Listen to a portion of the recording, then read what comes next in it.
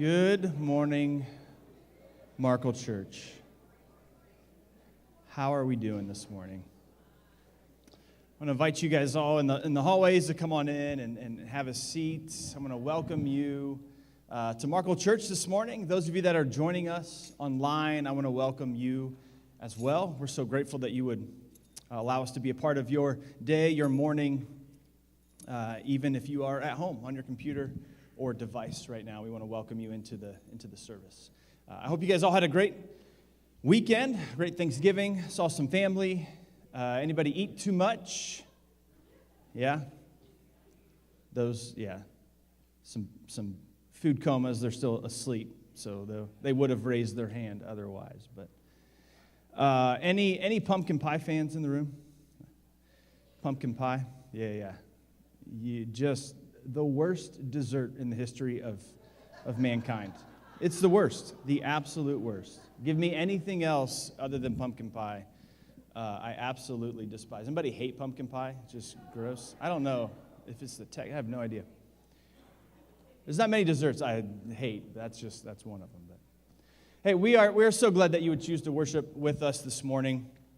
I always like to bring attention to the fact that we understand completely that you could be any number of different places right now doing any number of different things, but you've chosen to be here, and that's a responsibility that we do not take lightly, and we are so grateful that you would choose to be here. We've got a great service planned for you today.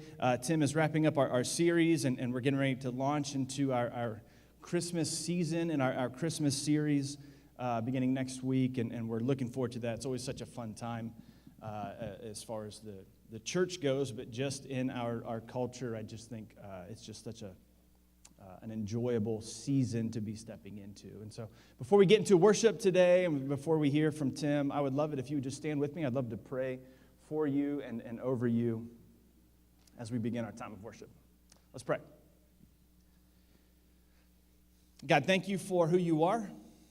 Thank you for just the opportunity that we have here just to gather with friends and family and loved ones inside this room. God, I pray right now that the words that we are about to sing are not just a lip service to you, but they manifest themselves from our heart.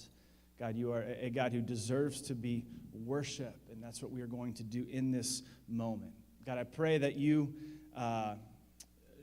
being the all-knowing God that you are, and you know everything that we brought into this room, you know everything that's heavy on our hearts and our minds right now, each of us individually. And so, God, I pray that today that you do something that only you can do, God. I pray that you speak to each of us specifically. God, I pray that you move in ways that we didn't even expect this morning. God, thank you for who you are, and thank you for your son, Jesus. And we pray it all in his name. Amen.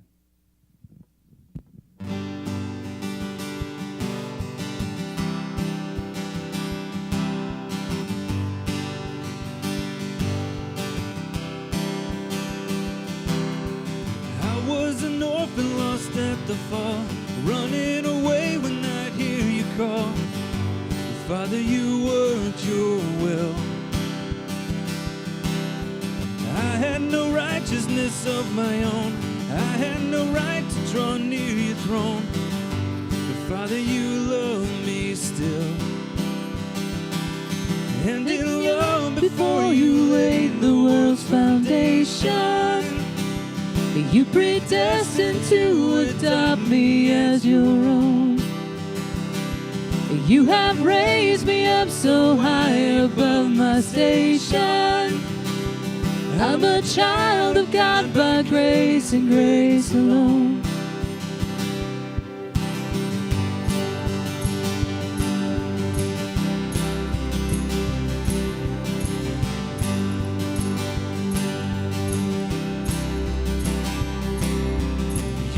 Your home to seek out the lost. You knew the great and terrible cost, but Jesus, your face was set. I worked my fingers down to the bone, but nothing I did could ever atone. But Jesus, you paid my debt. By your blood I have redemption and salvation. Lord, you died that I might reap what you have sown. and you rose that I might be a new creation. I am born again by grace and grace alone. I was in darkness all of my life. I never knew the day from the night. Spirit, you made me see.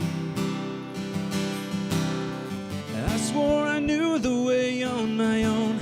Head full of rocks, a heart made of stone. The Spirit, you moved in me. And your touch, my speaking spirit was awakened. On my darkened heart, the light of Christ was shown. Called into a kingdom that cannot be shaken. Heaven's citizen by grace and grace alone. So I'll stand in faith by grace and grace alone. I will run the race by grace and grace alone. I will slay my sin by grace and grace alone. I will reach the end by grace and grace alone.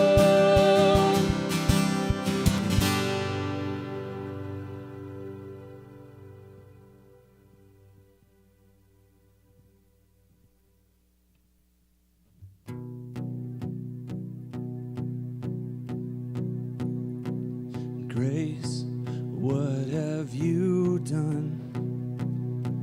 Murdered for me on that cross, accused in absence of wrong, my sin washed away in your blood. Too much to make sense of it all.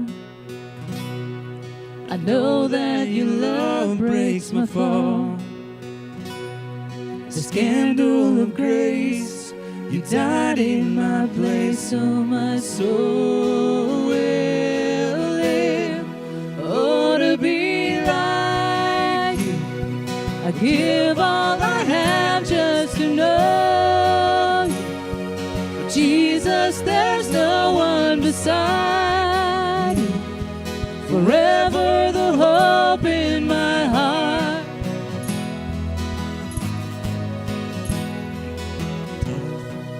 Where is your sting?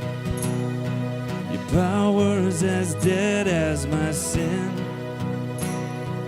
The cross has taught me to live.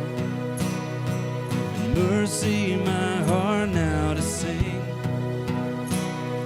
The day and its troubles shall come. I know that your strength is enough. The scandal of grace, you died in my place, so my soul will live.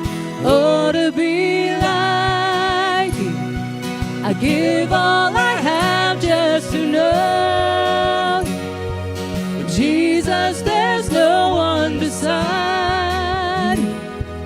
Forever the hope in my heart. Oh, to be like you, I give all I have just to know you. Jesus, there's no one beside you. Forever the hope in my heart.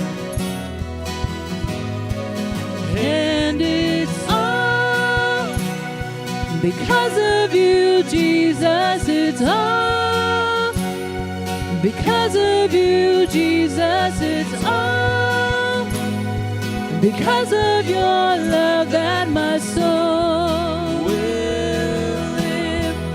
Oh, to be Like you, I give all I have just to know Jesus, there's no one beside you.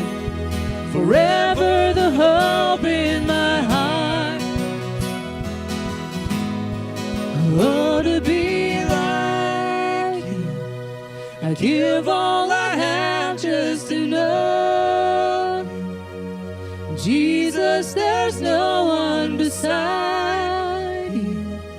forever the hope in my heart.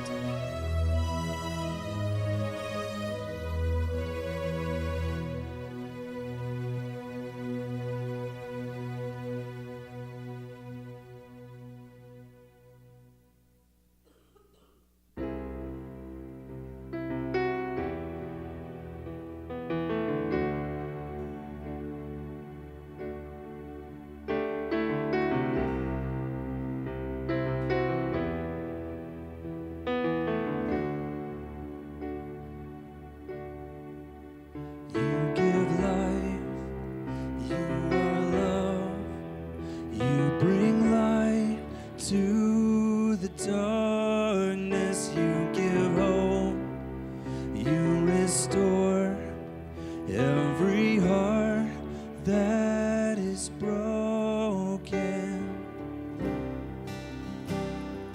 Great are you, Lord. It's your breath in our lungs, so we pour out our praise, we pour out our praise. It's your breath in our lungs, so we pour out our praise to you only.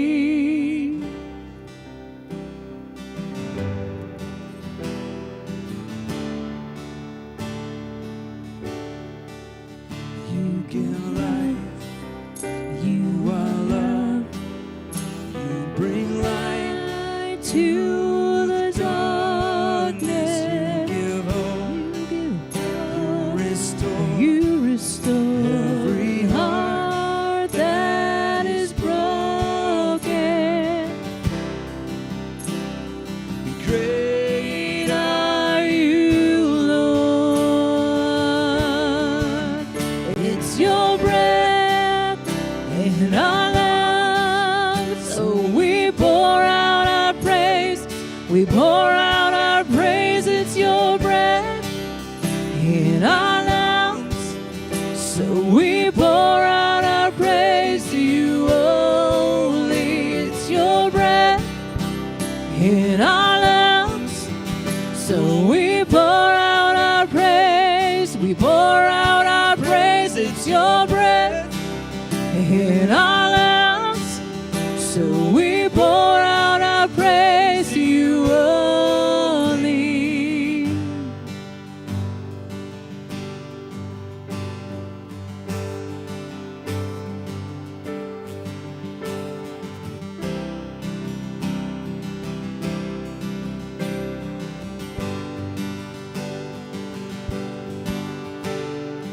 all the earth will shout your praise.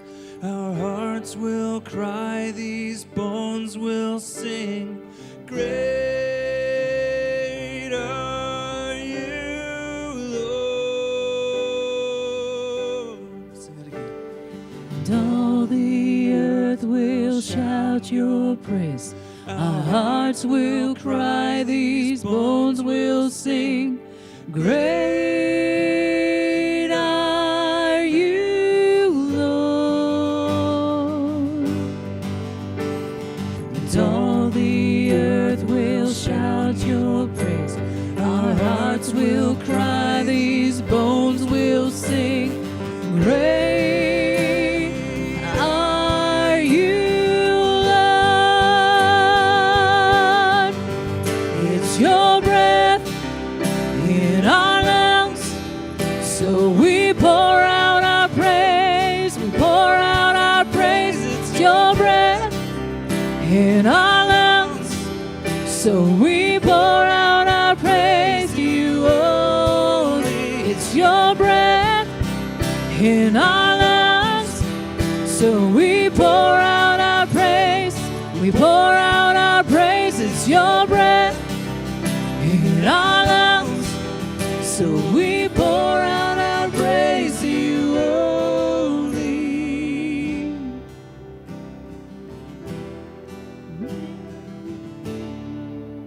You may be seated.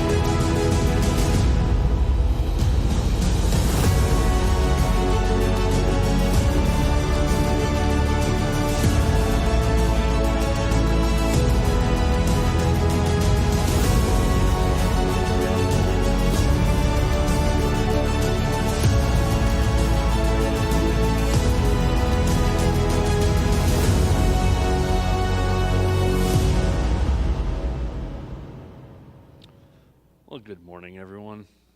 How you doing today? I'm Tim. Hi. And we're in the final week of our series called The Good Life. And I have to admit, I'm already ready for the next series, but not because this one's not been awesome. It's just we've been putting Christmas lights up and Christmas trees. And it's got me in a different headspace. And I think I made a joke that wasn't, well, it was a joke at my expense, but it was also true at the same time, that I had been looking on YouTube about how to hang Christmas lights on your house without dying. That's what I put in the search. That's not what I put in the search. I don't know why anyone would search that, but anyway. Actually, I do know why.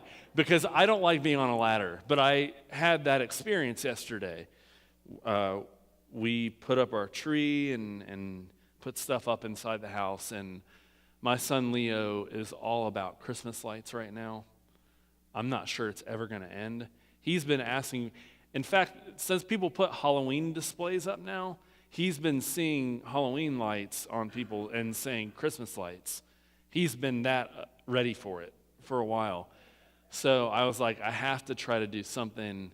And at one point, I had a spot where I didn't think I would be able to get my ladder, and I contemplated getting on the roof.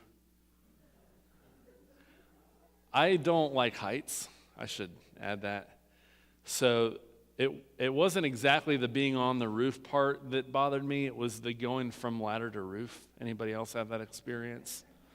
I just had a buddy recently that I've known of people that fell off ladders, and I'm like, my middle name's Alan, and that's not a joke either for you Home Improvement fans, if you added it. So I'm the person that would fall off the ladder. Anyway, we have lights up on our house after all that, and they're fun to look at. And we took a drive around the neighborhood to look at all the houses that did it better than we did.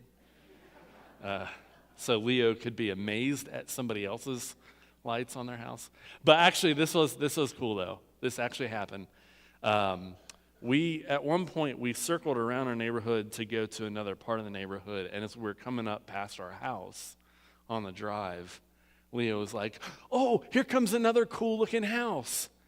And I was like, buddy, that's our house, and it does look cool. Yeah. All right. So I at least amazed the 3-year-old. So as a segue, Leo is in a phase of life right now where he's developing not only independence, but he wants to be able to do things that he oftentimes physically can't do. Like we went across the street after the big light excursion, after putting them up, before we did the drive around, to meet some neighbors that we hadn't met, and they have a 3-year-old also, and so the 3-year-old was with another boy in the neighborhood that was older and was shooting hoops in the back, and we tried to get Leo to do it, but Leo found that he wasn't capable of getting the ball up in the hoop.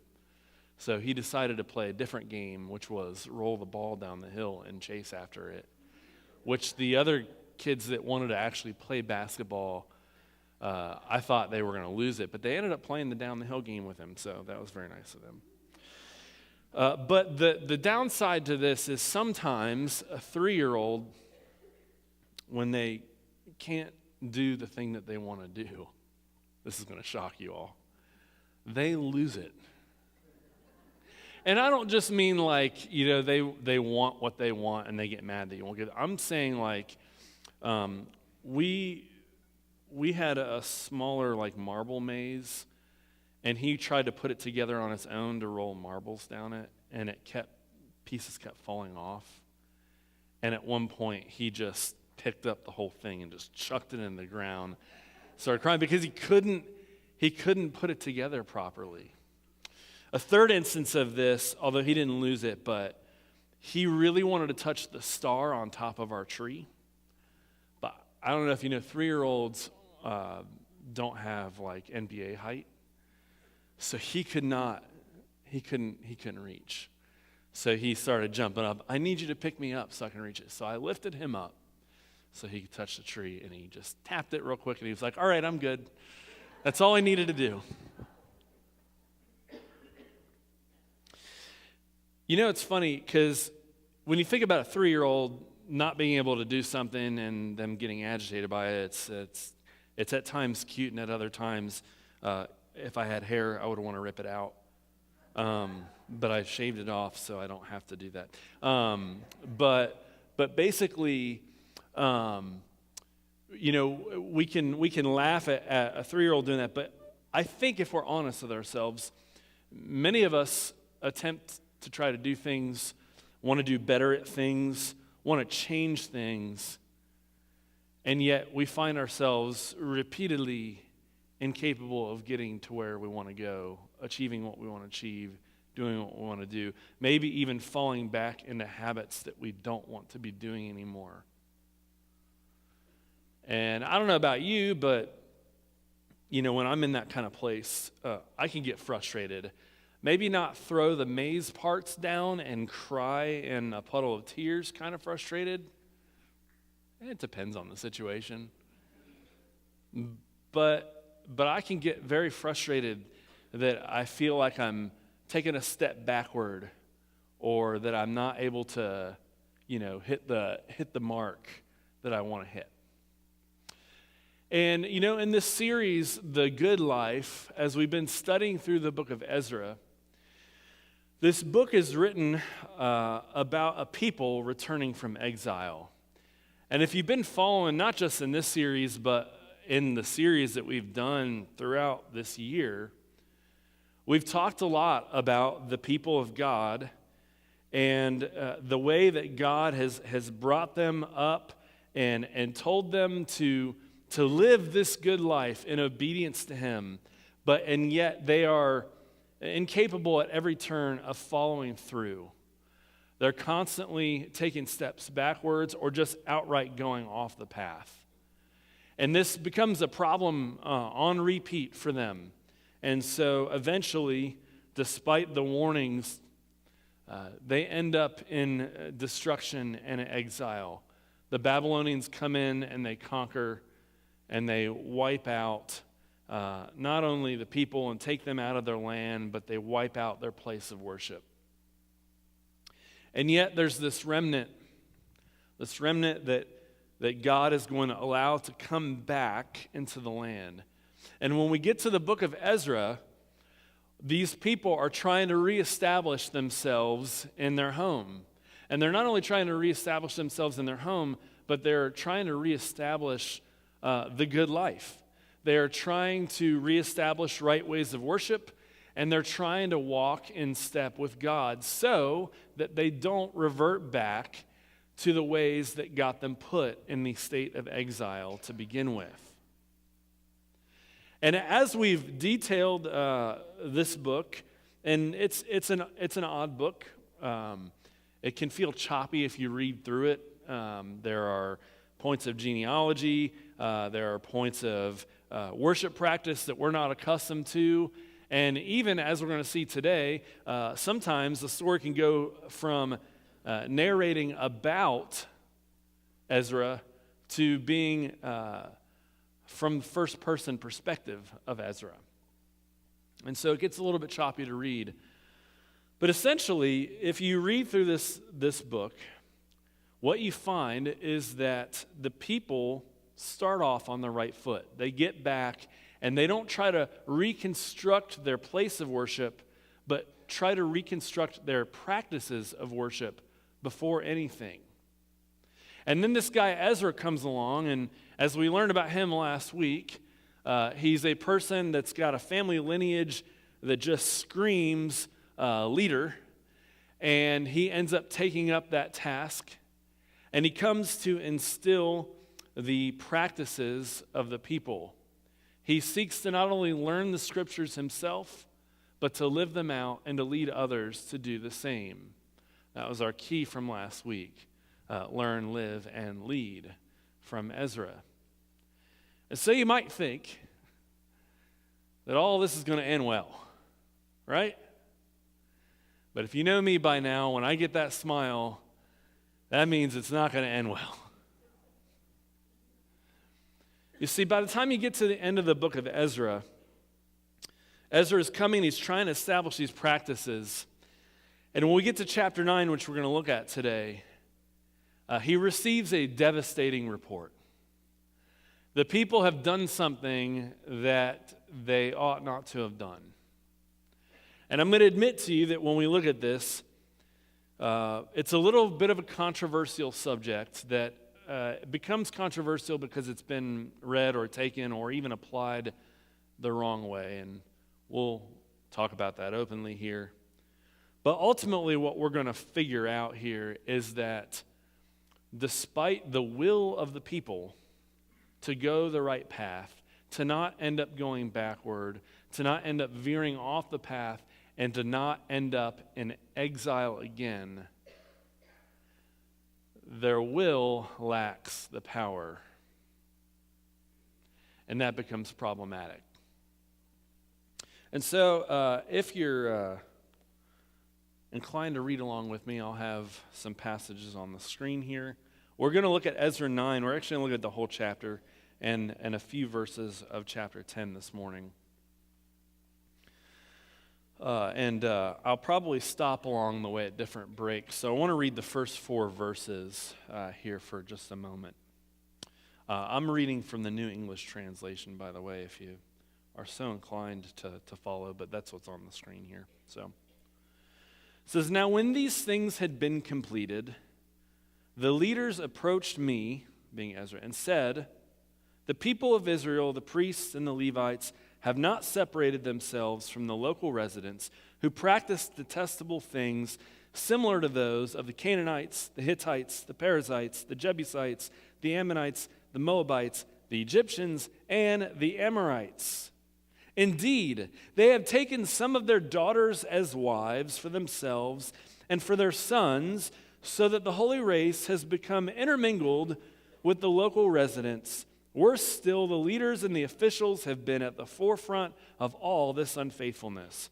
When I heard this report, I tore my tunic and my robe and ripped out some of my hair from my head and beard. Then I sat down quite devastated. Everyone who held the words of the God of Israel in awe gathered around me because of the unfaithful acts of the people of the exile. Devastated, I continued to sit there until the evening offering." All right, something's gone awry here. So a couple things. I'll deal with the lighthearted part and then the less lighthearted part in a second. When you study this passage, the point at which Ezra has found out about this wrongdoing is about the ninth month into his time here.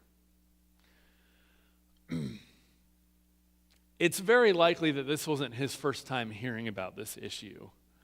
And so a lot of scholars that read this passage have considered or assumed or speculated that Ezra might be putting on a show more than acting out of like a very guttural reaction here. What he's doing, this whole, tearing his clothes and pulling out his hair and his beard, that would hurt. Those are acts of mourning in this culture. Acts of mourning. It was commonplace for people when they lost a loved one to go through a grieving state, and a part of that would be a very outward expression of sorrow. And the way to do that is the tearing of clothes, the ripping out of hair. Now, a lot of people in this culture would do the shaving of the head. I'm not in mourning right now; it's just my hairstyle. But they would do that sort of thing. But there are prohibitions against putting razor to head. So what does he do? He pulls his hair out, and I don't know if he got a big chunk of it or just found one little strand. Either one might hurt. I don't know if he had tweezers. All I know is whether for real or to put on a display, he is showing an outward sign of grief over the situation. And the reason I also hone in on these actions being outward signs of mourning is because this is a leader that has come to a people that have literally faced devastation and exile, and they're coming back. And so this is an outward expression of a loss that hasn't happened yet. Because there's an anticipation, this has gone off trail, and we know what happens when people go off the mark. They end up in exile. This is horrible. I'm going to put on display of outward grief over this situation. But we also find out what the situation is. And if you read Deuteronomy 7, you'll know that I believe 7 of the 8, I think there are 8 places counted there, are actually places that God had told the people not to intermarry with. And they're now listed here.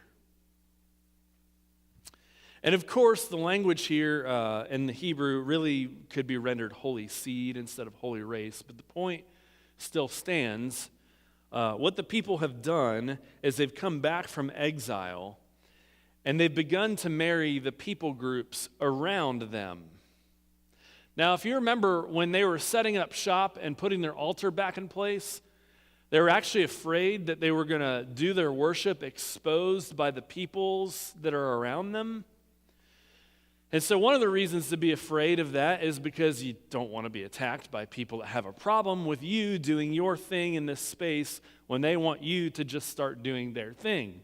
But another reason to be afraid of being in that sort of situation is that you might feel like you're going to get roped into doing what the people around you are interested in doing. Because if you're supposed to stand out and be set apart, to be different, to live for God and not in the ways of the world around you, it's a very real fear that to be back in the middle of people groups that you were plucked out of in the first place could cause you the temptation to fall back in to some bad habits. Which is what makes this situation worse. You see, where this gets controversial is people have used passages like this to argue against, intermarrying racially and things of that sort. And they've done that based off of a misunderstanding of this phrase, holy seed here. This is not about racial issues. By the way, the people of God were Semitic people like all the people that are named on this list. It's not about that. It's about religious practices and where they lead. And it's also about power and influence. You see, in our world, when when a guy meets a girl and they like each other, and then they like each other, and then they fall in love, and then they spend way too much money on a party. No, I'm just kidding. And they do that whole sort of thing, Everyone loves that. And that's all good and stuff, but when you get married in our modern culture, most of the time you don't marry into like an economic and power and family ties situation. Yeah, we extend our family, but you do your own thing. But in this culture, that's not how it worked. If you married into another family, what belonged to you now belongs to them. There was an economic reality at play. Not only that, but the home system necessitated some issues. You'll notice here that when it mentions that the people intermarried, it hones in on the sons being given the women from these other places as their wives. Did you catch that in the reading there? Why is that pointed out? Well, there are two reasons. One, typically speaking, in that culture it was expected that the wife, the mother in the situation, was going to be the influence over the children that were born into that situation.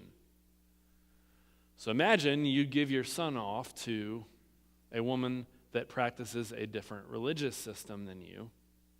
What is she going to educate your children with? The ways of God or the pagan ways of the world around you? It goes further, though, because you see, in that culture, there were issues of inheritance.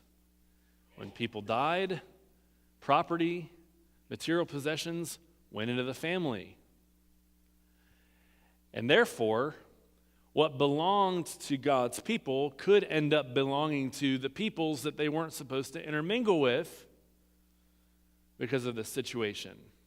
There was a lot more at stake with this practice. And so the issue is not about one person marrying another person and certain types of people being off limits. It's about a people being set apart to devote themselves to God.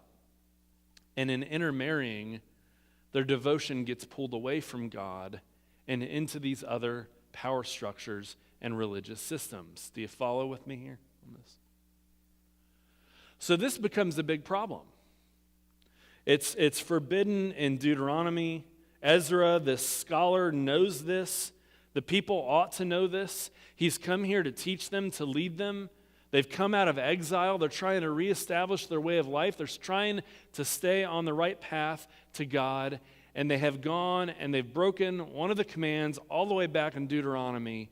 And it's not just that they broke a command, but it's the implications involved in the breaking of that command that can lead to all sorts of trouble. It can lead them right back into the bad place that got them exiled in the first place. And so we continue in verse 5 here. And this is what it says in chapter 9, verse 5. It says, "At the time of the evening offering, I got up from my self-abasement, with my tunic and robe torn, and then dropped to my knees and spread my hands to the Lord my God. I prayed, 'Oh my God, I am ashamed and embarrassed to lift my face to you, my God. For our iniquities have climbed higher than our heads, and our guilt extends to the heavens. From the days of our fathers until this very day, our guilt has been great. Because of our iniquities, we, along with our kings and priests, have been delivered over by the local kings to sword, captivity, plunder, and embarrassment, right up to the present time. But now briefly we have received mercy from the Lord our God, and that he has left us a remnant and has given us a secure position in his holy place. Thus our God has enlightened our eyes and has given us a little relief in our time of servitude. Although we are slaves, our God has not abandoned us in our servitude. He has extended kindness to us in the sight of the kings of Persia, and that he has revived us to restore the temple of our God and to raise up its ruins and to give us a protective wall in Judah and Jerusalem. And now that we are able to say after this our God, and what are we able to say after this our God? For we have forsaken our commandments, which you commanded us through your servants, the prophets, with these words. The land that you are entering to possess is a land defiled by the impurities of the local residents. With their abominations they have filled it from one end to the other with their filthiness. Therefore do not give your daughters in marriage to their sons, and do not take their daughters in marriage for your sons. Do not ever seek their peace or welfare, so that you may be strong and may eat the good of the land and may leave it as an inheritance for your children forever. Everything that has happened to us has come about because of our wicked actions and our great guilt. Even so, our God, you have exercised restraint toward our iniquities and have given us a remnant such as this. Shall we once again break your commandments and intermarry with these abominable peoples? Would you not be so angered by us that you would wipe us out with no survivor or remnant? O Lord God of Israel, you are righteous, for we are left as a remnant to this day. Indeed, we stand before you in our guilt. However, because of this guilt, no one can really stand before you." So in that prayer, of Ezra, he goes from praying on a personal note. He's bearing the weight of the sin, even though we don't get the impression that he participated in this. But when you read the report that he received, it wasn't just some random people. The people all the way up to leadership were participating in this problem here. And so when Ezra prays to God, he not only prays on his own behalf, but he's praying for the community collectively to God. And he goes back and forth, being grateful and thankful to God for bringing them back, for sparing them, for giving them the grace of being a remnant and coming back and reestablishing themselves. And yet you can hear the pain and the sorrow and the concern in his prayer, because he tells God, he says, so you've done this great thing for us, and this is what we've turned around and done. Can we even expect you to continue to be graceful to us in this moment? He concludes in that prayer, he's like, can we really stand before you? And so this is a rough situation for Ezra. He's been brought here to lead. The people have seemed open. That's why they were the remnant. They were the people that desired, that had the will to get back on track with God, and yet in their moment of concern, their moment of fear, they reverted back to their ways. And you might ask yourselves, well, why would the people do this? And I know I've said this before, but, people have a tendency to try to fast track their circumstances to make them better. If you are a people in exile and you've been brought back from exile, it doesn't say that they were brought back with everything that they need to thrive. They didn't have all their stuff. They didn't probably have a lot of money to get stuff.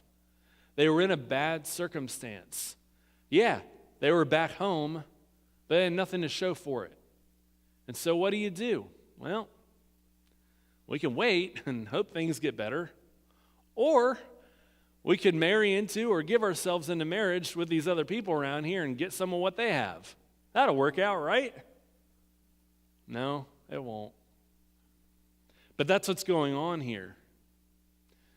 They've decided yet again to make the same decision that got them in trouble in the first place. This was their repeat pattern problem. All the way back to 1 Samuel. Give us a king like the other nations so that we can what? Be like the other nations. Oh God, thank you for bringing us back out of exile. That was really great, but we'd like to have what all the other nations have. So let's just go ahead and do this now. That's what's going on here. And whether Ezra found out in that moment or knew about it already, the reality of it smacks him in the face. He tears his clothes, he rips out his hair, and he falls to his knees in prayer, not just on his own behalf, but on the people's behalf, because he realizes God has done something good to bring them here. And the people, as we are all accustomed to doing, are about to ruin it all over again. And that leads us to the last 4 verses of this section here, and that's the first 4 verses of chapter 10. It says, while Ezra was praying and confessing, weeping and throwing himself to the ground before the temple of God, a very large crowd of Israelites, men, women, and children alike, gathered around him. The people wept loudly. Then Shechaniah, son of Jehiel, from the descendants of Elam, addressed Ezra. We have been unfaithful to our God by marrying foreign women from the local peoples. Nevertheless, there is still hope for Israel in this regard. Therefore, let us enact a covenant with our God to send away all these women and their offspring in keeping with your counsel, my Lord, and that of those who respect the commandments of our God. And let it be done according to the law. Get up, for this matter concerns you. We are with you, so be strong and act decisively. So the people see Ezra, their leader, distraught, weeping, in prayer, concerned, torn robe, ripped out hair strand, chunk of hair, I don't know. Not a good situation. They realize the gravity of the situation and they come up with a solution. We'll just get rid of the families. I guess that's one way to do it. But that's a really bad Band-Aid on a gaping, blood-oozing wound. Sorry for the mental picture there. It's not going to work. You want to know why? Because it's just dealing with the surface issue. It's not dealing with what led them to go that direction in the first place. And yet, I got bad news for you.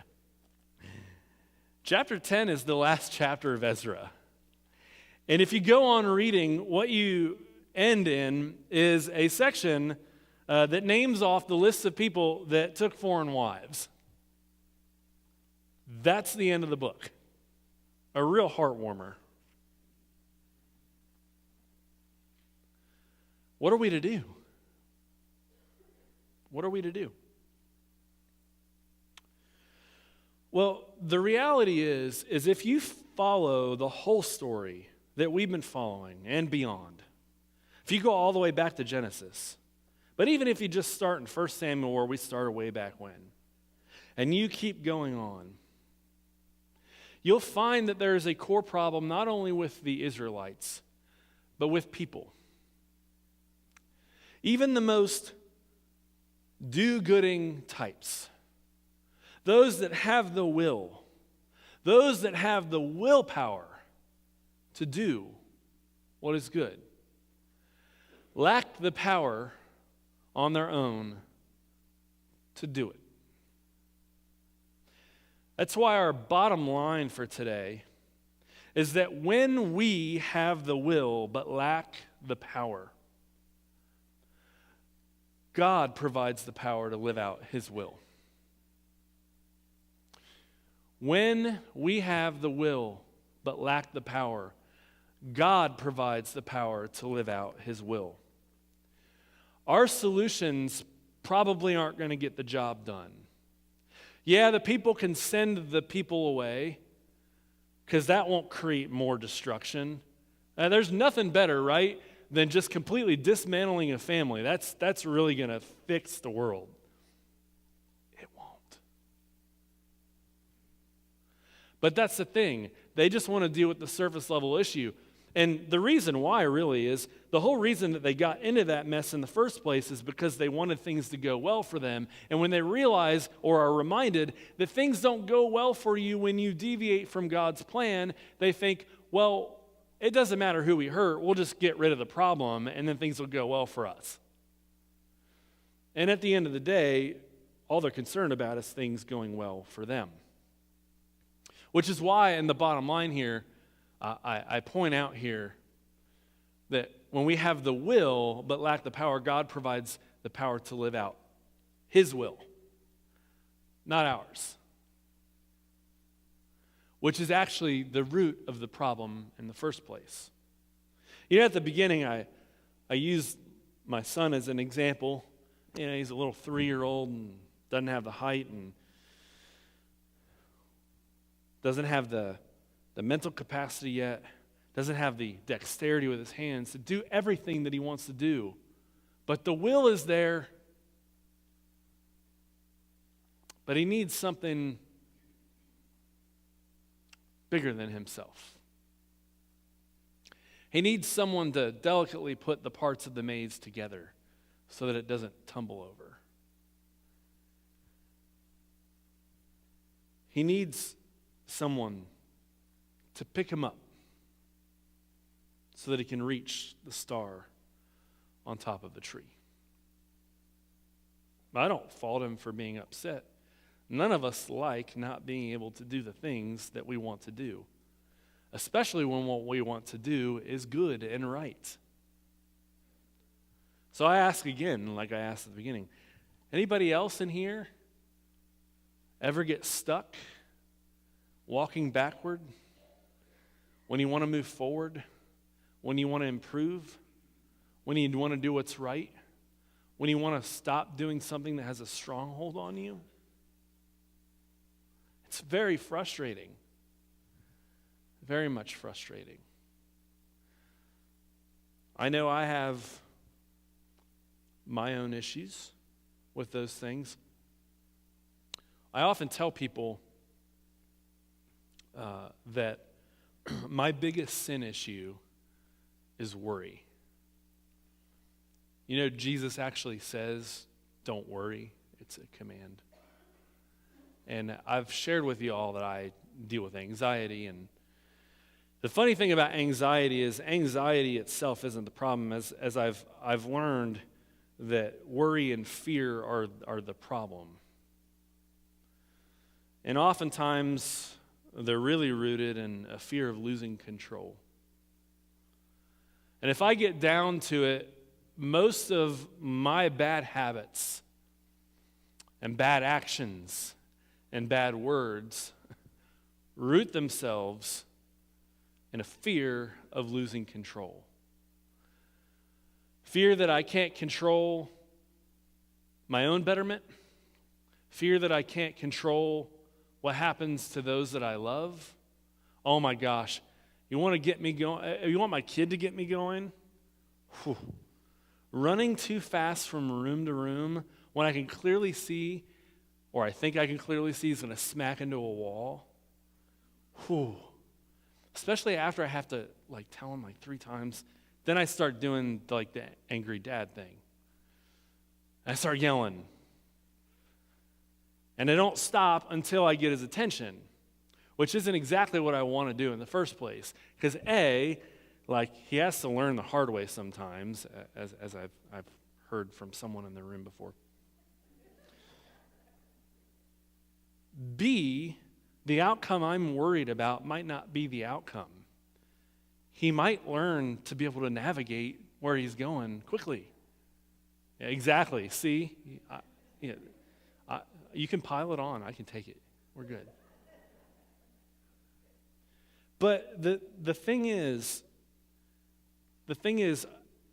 as much as I don't want to react that way, it's so much easier for me to revert right back to the thing I don't want to do, to try to fix a problem that I think is going to be a problem.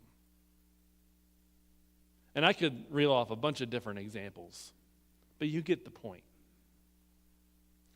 All of us might want to try to help make the right outcome happen, want to try to do the right thing, want to stop doing the wrong thing, and yet no matter how hard we try, we lack the might to do it on our own.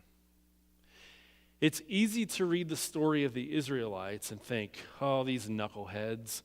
They saw God do miraculous things, pulling them out of Egypt. They saw him do miraculous things in the wilderness while they were roaming. They saw him do wonderful things through the heroes of their faith, and yet they keep reverting back again and again and again to doing it the wrong way and to doing the wrong things. And we look at that, and we could look as if we're looking down from the bird's eye view onto the pages and say, what are you even doing? But if we're really honest with ourselves, we should be reading and saying, oh my gosh, I see myself right there. Because no matter how grand in scale or small in scale the things we struggle with are, we can relate. When we have the will but lack the power, we need something bigger than us to lift us up, to fix what's broken, and to get us on our feet again. I told you at the beginning I am way too excited about the Christmas series. We're putting up lights and stuff.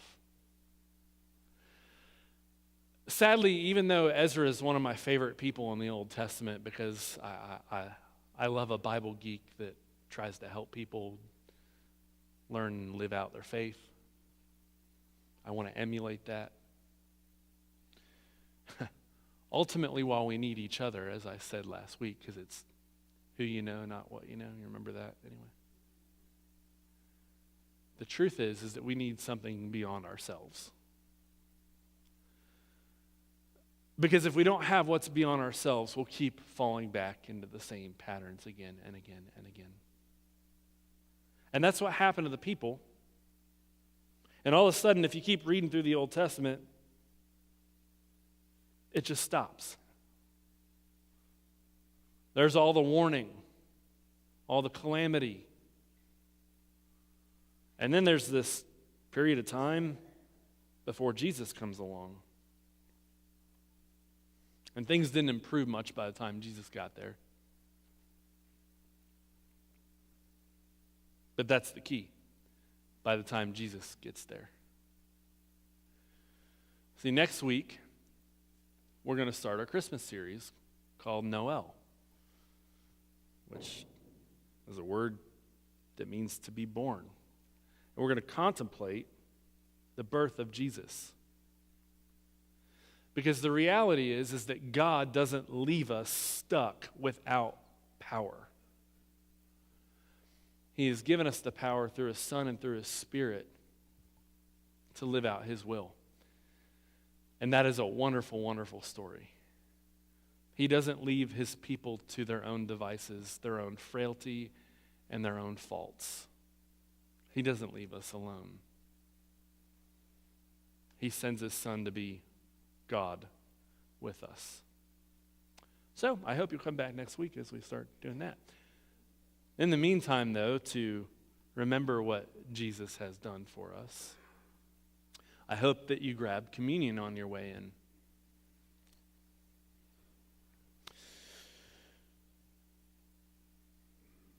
Communion is something that Jesus commanded His disciples to do in remembrance of Him when He was around the Passover meal with them. Taking bread and breaking it, He gave it to them and said, "This is His body, which is given for them and for us." And taking the cup and passing it and saying, "This is His blood poured out for you." And that is the most wonderful example of God not leaving us to our own devices. Because He sent His one and only Son, that whosoever believes in Him will not perish but will have everlasting life. And I want to emphasize the life. Because while it is everlasting, it is wonderful to contemplate what that will be like in the long run. Jesus came to give us life that begins now. When we believe in Him, when we trust in Him. And when we take communion, it's our act of faith to not only do what He commanded us to do in taking of these elements, but also to profess our faith to one another and to embolden us to continue to live it out. And so I just want us to take a brief moment to contemplate what God has done for us through Jesus. And then after that brief time, we will take communion together, the bread and the juice.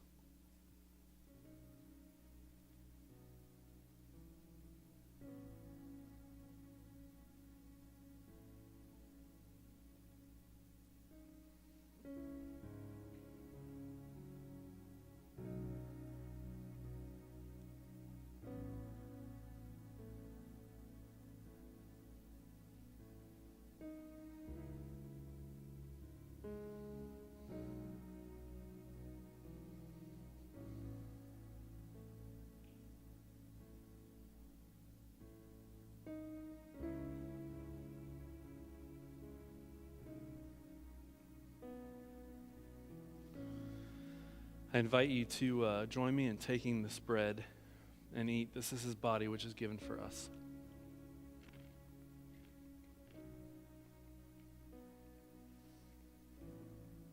And in the same way, I invite you to take and drink from this cup. This is His blood, which is poured out for us. Please join me in prayer. Dear Lord, I thank you for another Sunday to worship together as a church family. I thank you for being able to look at Christmas lights and to gear up for this season where we get to embrace a warm message despite the cold in the air. But Lord, I also know that this season can be a great shot in the arm for some, but that is also a season that is a struggle. Because in trying to embrace the warmth, we're reminded of our own struggles, we're reminded of our hurts, our pains, our broken relationships, the brokenness that we experience. And so, Lord, I pray that while we embrace the fun of the season, as I've got to do the last couple days, I pray, God, that you will help us to go beyond and to embrace the goodness that you are to us in sending your Son, Jesus. That it is, in fact, the greatest story ever told. And not only that, but what you've done for us has given us life. Life that we simply cannot have of our own merit and of our own strength. And I thank you so much that you had that kind of grace and still do for us. I pray, God, that message, as we look toward it this season, will not only enlighten us,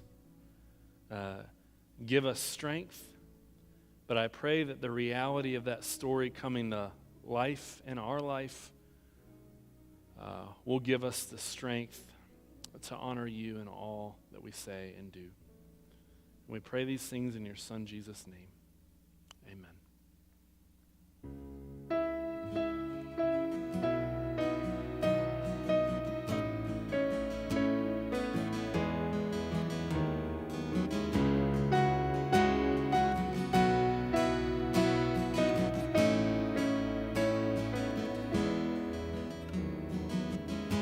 Before I spoke a word, you were singing over me.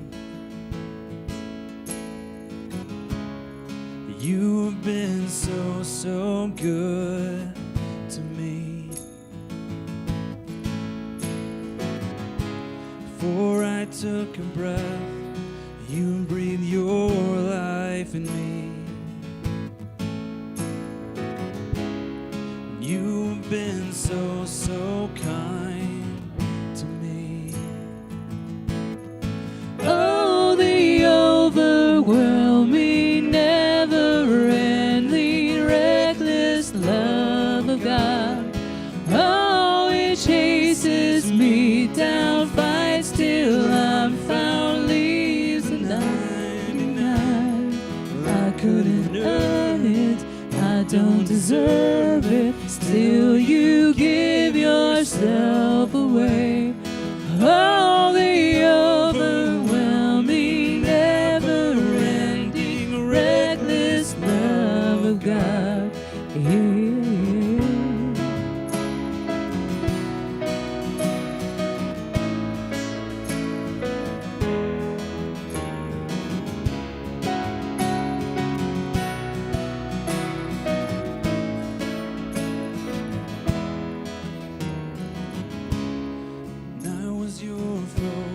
Still your love fought for me. You have been so, so good to me.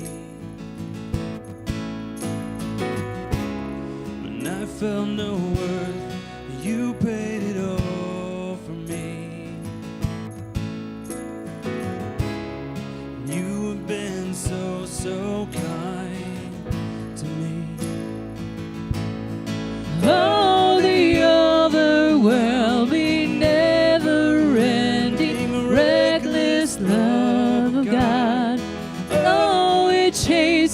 me down, fight still I'm found, leaves the 99. I couldn't earn it, I don't deserve it, still you give yourself away. Oh, the overwhelming, never-ending, reckless love of God, yeah.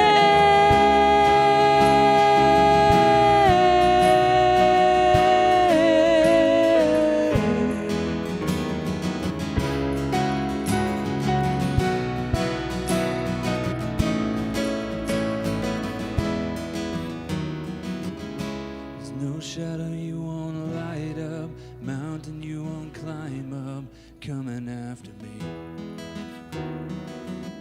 There's no wall you won't kick down, a lie you won't tear down, coming after me. There's no shadow you won't light up, mountain you won't climb up, coming after me. There's no wall you won't kick down, lie you won't tear down, coming after me. There's no shadow you won't light up, mountain you won't climb up, coming after me. There's no wall you won't kick down, lie you won't tear down, coming after me. There's no shadow you won't light up, mountain you won't climb up, coming after me. There's no wall you won't kick down, lie you won't tear down, coming after me. Oh, the overwhelming, never-ending, reckless love of God. Oh, it chases me down, fights till I'm found, leaves the 99. I couldn't earn it, and I don't deserve it, still you give yourself away. Oh, the overwhelming, never-ending, reckless love of God, yeah, yeah.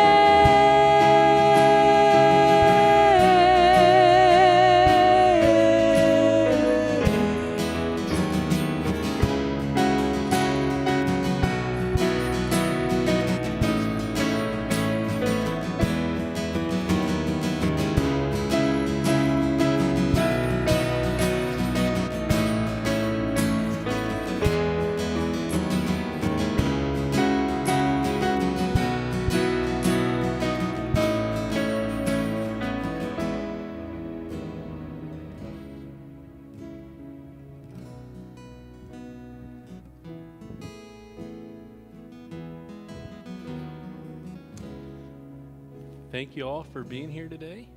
Look forward to seeing you again next week. Have a wonderful rest of your weekend. Bye.